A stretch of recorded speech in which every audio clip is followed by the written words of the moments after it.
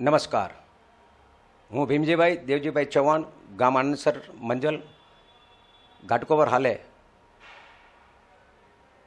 હાલે શ્રી કચ્છ કડવા પાટીદાર જ્ઞાતિ ટ્રસ્ટ બંધ મુંબઈના મેનેજિંગ ટ્રસ્ટ પદે સેવા આપી રહ્યો છું.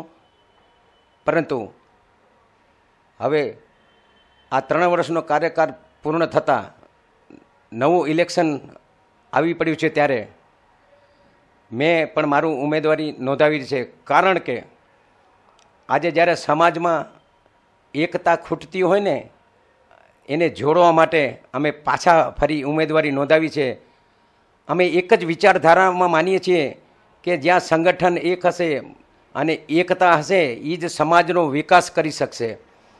આજે આ મુદ્દાને સામેવાળા પક્ષ કયો કે સામેવાળી પેનલ કયો, એક અલગ રીતે આજે સમાજની અંદર વાર્તાઓ ફેલાવી રહી છે અને ગેરમાર્ગે દોરી છે.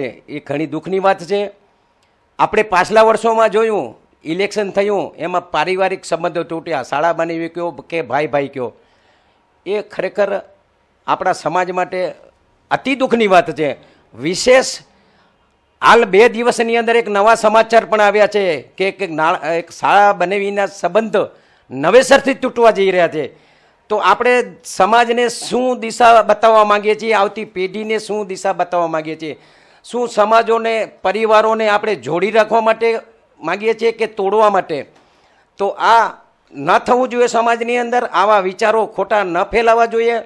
અમે એક જોડવાના પ્રયત્નો કરી છીએ, ત્યારે સામેથી એવા વિચારો આવે છે અને સામેથી ફોન પણ આવે છે.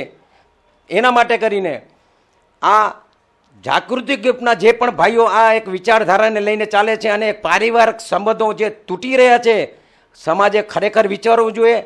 ભાઈ ભાઈના સંબંધ તૂટે છે, શાળા બનાવીને સંબંધ તૂટે. હું આ લેટેસ્ટ વાત કહું છું, બહુ દુઃખની વાત છે. બધાએ વિચારવું જોઈએ. આપણે આપણી સમાજની અંદર પરિવારને, સમાજને એક જોડી રાખવાની વાતો કરવી જોઈએ. એ એક કેમ થાય અને સમાજનો વિકાસ કેમ થાય, એની ઉપર ધ્યાન દેવું જોઈએ. આજે પર્સનલ તમારા કોઈની સાથે અણગમો હોય, ન ગમતા હોય, એ વસ્તુ તમારા ઘરે રાખો. તમે એને સમાજમાં અને રસ્તામાં ન લઈ આવો. આમાં સમાજનો હિત નથી અને સમાજનો વિકાસ પણ નથી. મારે જાગૃત જનતાને મારે બસ એટલું કહેવું છે કે તમે જાગૃત થાવ, ખોટા અંધવિશ્વાસમાં અને કોઈના બહેકાવામાં આવો નહીં. હકીકત શું છે, તમે સમાજોની મિટિંગમાં આવો, હકીકત ત્યાં જાણવા મળશે. તમે ઘરે બેઠા હશો અને તમારા કોઈ કાન ભંભેરશે અને એની તરફ તમે પ્રેરાઈ જશો, તો આનું પરિણામ આપણી સમાજની આવતી પેઢીએ ભોગવવું પડશે. એના ગુનેગાર, એના જવાબદાર આપણે પોતે ગણાશું.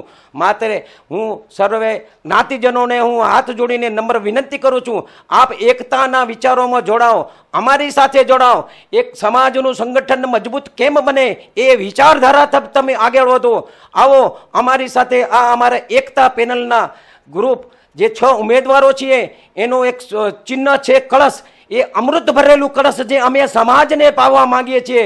એમાં તમે ખોબલે ખોબલે આપનો સ્પષ્ટ બહુમત આપી, વોટ આપી અને એને પ્રચંડ બહુમતીથી જીતાડી અમને સમાજના ઘણા જ વિકાસના કાર્ય કરવા છે. અગાઉ પણ તમે અમને બહુમતી આપી અને સમાજનો કાર્યકરોને જે મોકો આપ્યો હતો, એથી વિશેષ કાર્યો કરવા માટે અમે અમારા ઉમેદવારો થનગની રહ્યા છીએ. અને આગલા વર્ષોમાં અમે શું કામ કર્યું છે તે પણ તમે જોઈ શકો છો. મારે એનું વર્ણન નથી કરવું, પણ અમે 2 હાથ જોડીને પ્રાર્થના કરી હતી, સમાજમાં કોઈ ગેર વાત ન ફેલાવો, કોઈને ગેરમાર્ગે ન દોરો, જે સત્ય હકીકત છે એ જણાવો. કોઈને પણ ગેરમાર્ગે ન દોરતા સમાજનો વિકાસ કેમ થાય, એક જ લક્ષ્ય, બસ એકતા, એકતા ને એકતા.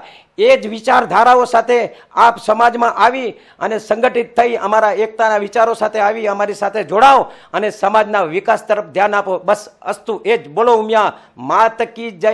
ઓમ નમો નારાયણ, નમો નારાયણ, નમો નારાયણ, નમો નારાયણ.